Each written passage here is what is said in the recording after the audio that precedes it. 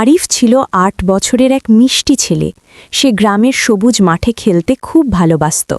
তার সবচেয়ে প্রিয় খেলনা ছিল একটি লাল বল। আরিফের আরেকজন ছোট বন্ধু ছিল, একটি কিউট কাঠবিড়ালি। তার নাম ছিল টুকু। টুকু খুব চঞ্চল আর দুষ্ট ছিল, কিন্তু সে আরিফকে খুব ভালোবাসত। একদিন বিকেলে আরিফ মাঠে খেলছিল।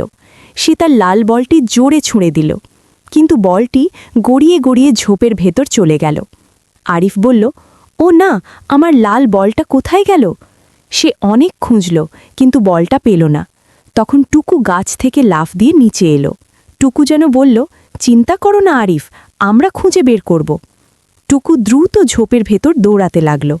একটু পর সে চিকচিক করে ডাক দিল। আরিফ দৌড়ে গেল, দেখে কি আশ্চর্য, ঝোপের নিচে তার লাল বলটি আটকে আছে। আরিফ খুশি হয়ে বলল, ইয়া, ধন্যবাদ টুকু। ঠিক তখন পাশ দিয়ে গ্রামের দাদু হাঁটছিলেন।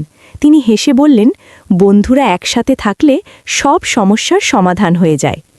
আরিফ টুকুকে আদর করল। তারপর দুজন আবার মাঠে খেলতে শুরু করল।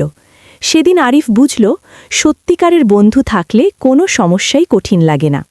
নৈতিক শিক্ষা: ভালো বন্ধুত্ব আমাদের সব সমস্যার সমাধান খুঁজে পেতে সাহায্য করে।